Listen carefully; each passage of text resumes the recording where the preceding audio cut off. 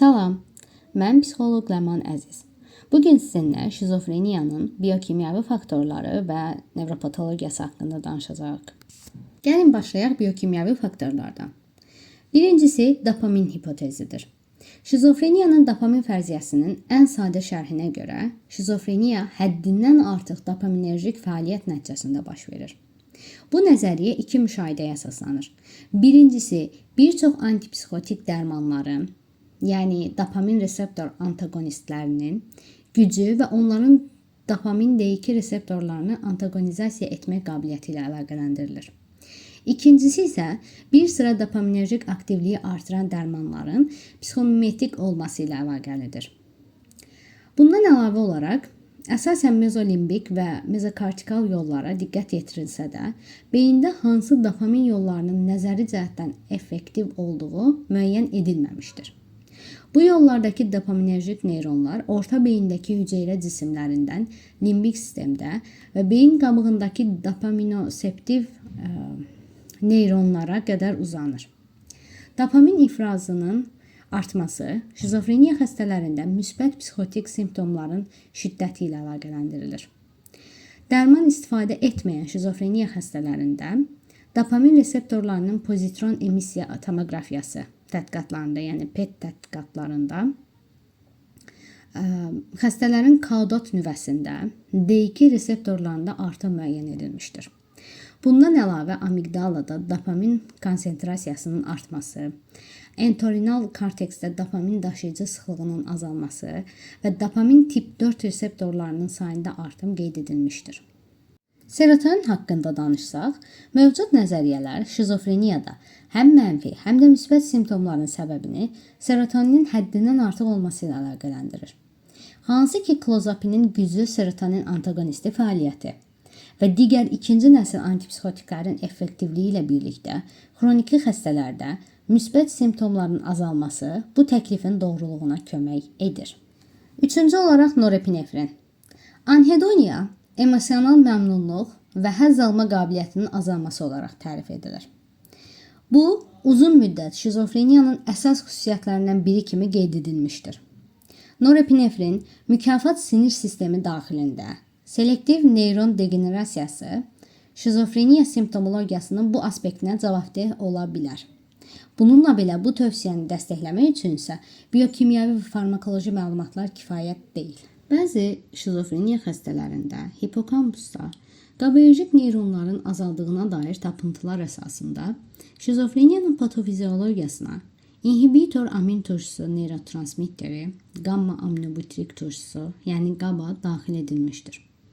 GABA dopamin aktivliyinə tənzimləyici təsir göstərir və inhibitor GABAerjik neyron itkisi dopaminerjik neyronlarda hiperaktivliyə səbəb olur.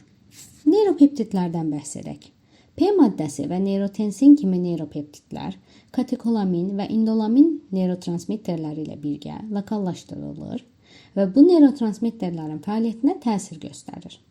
Neyropeptid mexanizmlərindəki dəyişikliklər bu neyron sistemlərin atəş modelini asanlaşdıra, maneə törədə və ya başqa şəkildə dəyişdirə bilər. Glutamat antagonisti fenskilidinin kəskin qəbulu nəticəsində şizofreniyaya bənzər bir sindromun ortaya çıxması səbəbindən glutamatın şizofreniya etiologiyasına təsir göstərə biləcəyi fərziyyələri mövcuddur. Bu fərziyyələrə əsasən glutamatın hipoaktivliyi və hiperaktivliyi və glutamatın yaratdığı neyrotoksiklik vurğulanır. Asetilkolin və nikotindən bəhs edək. Şizofreniyanın postmortem tədqiqatları K4 putamen, hipokampus və prefrontal korteksin seçilmiş bölgələrində muskarinik və nikotinik reseptorların azaldığını göstərdi. Bu reseptorlar şizofreniya zamanı pozulan idrakda iştirak edən neyrotransmitter sisteminin tənzimləməsində iştirak edir. İndi isə şizofreniyanın nevropatologiyası haqqında danışaq. 19-cu əsrdə nevropatoloqlar şizofreniyanın nevropatoloji əsasını tapa bilmədiklərinə görə onu funksional pozuntu kimi təsnif ediblər. Bununla belə 20-ci əsrin sonlarında Tədqiqatçılar şizofreniyanın potensial nevropatoloji əsaslarını, o cümlədən beyin qabığında, talamusda və beyin sapında, ilk növbədə limbik sistemdə və bazal qanqliyada nevropatoloji və ya neyrokimyəvi anomaliyaların aşkarlanması istiqamətində mühüm addımlar atıblar. Şizofreniyalı beyinlərdə ümumiyyətlə bildirilən beyin həcminin itirilməsi, beyin funksiyalarına vasitəçilik edən aksonların, dendritlərin və sinapsların sıxlığının azalmasının nəticəsi kimi görünür. Sinaptik sıxlıq 1 yaşında ən yüksək olur və erkən yeniyetməlik dövründə tədricən yetkin dəyərlərə doğru azalır. Şizofreniya simptomlarının tez-tez yeniyetməlik dövründə inkişaf etdiyi bəzi müşahidələrə əsaslanan bir nəzəriyyəyə görə bu inkişaf dövründə həddindən artıq sinaptik budama şizofreniya ilə nəticələnir. Serebral ventriküllər. Şizofreniya xəstələrinin kompüter tomoqrafiyası ardıcıl olaraq lateral və 3-cü məndəciklərin genişlənməsini və kortikal həcmdə müəyyən dərəcədə azalma olduğunu göstərir. Xəstəliyin erkən mərhələsində kortikal boz maddənin həcminin azalması müşahidə edilmişdir. Bir çox tədqiqatçılar KT ilə aşkar edilən anormallıqların stasionar və ya mütərəqqi olduğunu müəyyən etməyə çalışıblar. Bəzi tədqiqatlar göstərmişdir ki, KT-də müşahidə edilən lezyonlar xəstəliyin başlanğıcında mövcuddur və sonradan irəliləmir. Bununla belə digər tədqiqatlar belə nəticəyə gəlib ki, KT-də müşahidə edilən patoloji proseslər xəstəlik zamanı irəliləyir. Buna görə də şizofreniya xəstələrində aktiv patoloji prosesin davam edib etmədiyi ilə bağlı hələ də aydın bir fikir mövcud deyildir. Simmetriyanın azalması ilə bağlı danışaq. Şizofreniya xəstələrində temporal, frontal və oksipital loblar da daxil olmaqla bir çox beyin bölgələrində simmetriya azalmışdır.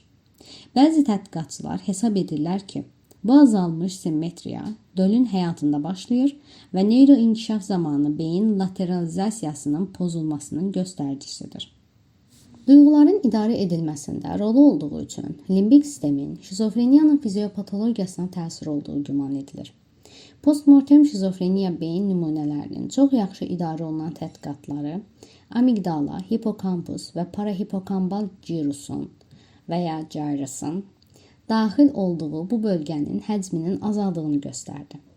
Bu nevropatoloji tapıntılar şizofreniya xəstələrində maqnit rezonans görüntüləmə, yəni MRT tədqiqatlarından əldə edilən müşahidələrə uyğundur. Şizofreniyada hipokampus təkcə ölçüdə deyil, həm də funksional olaraq anormaldır. Glutamatın ötürülməsinin pozulmasının göstəricisi sayılır. Bundan əlavə olaraq, şizofreniya xəstələrinin beyin toxuması bölmələrində, hipokampusda neyronların disorqanizasiyası müşahidə edilmişdir. Hansı ki, bu, şizofreniya olmayan şəxslərlə nəzarəti ilə qarşılaşdırılmışdır. Prefrontal korteks haqqında danışsaq, postmortem beyin tədqiqatlarında şizofreniya xəstələrinin prefrontal korteksindəki anatomik anormallıqları dəstəkləmək üçün əhəmiyyətli sübutlar var. Bundan əlavə olaraq, prefrontal beyin təsvirində funksional çatışmazlıqlar nümayiş etdirildi.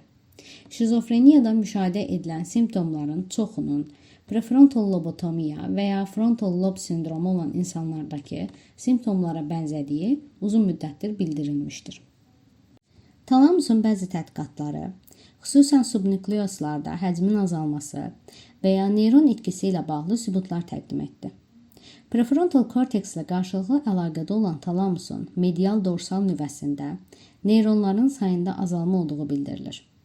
Şizofreniya xəstələrində neyronların, oligodendrositlərin və astrositlərin ümumi sayı 30-45% azalıb.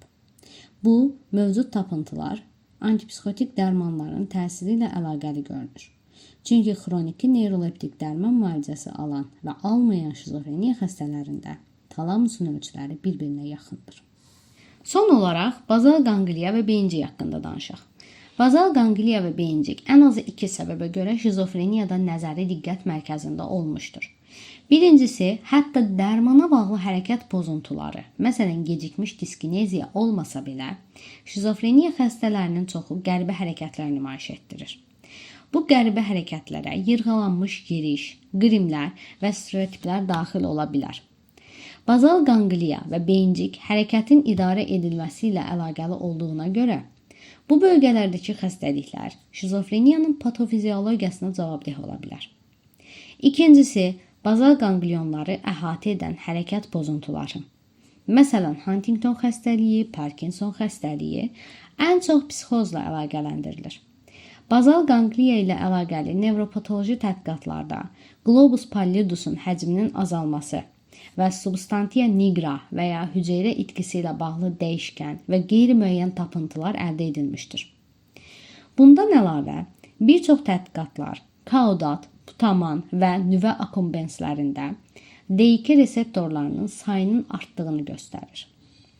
Ancaq bu artımın antipsixotik dərmanlara ikincil olub-olmaması sualına hələ də cavab verilməyib. Serotonerjik aktivliyə malik antipsixotik dərmanların klinik faydası psixotik pozuntularda serotoninin rolunu təklif etdiyi üçün bəzi tədqiqatçılar bazal qanqliyalarda serotonerjik sistemi araşdırmağa başlamışlar.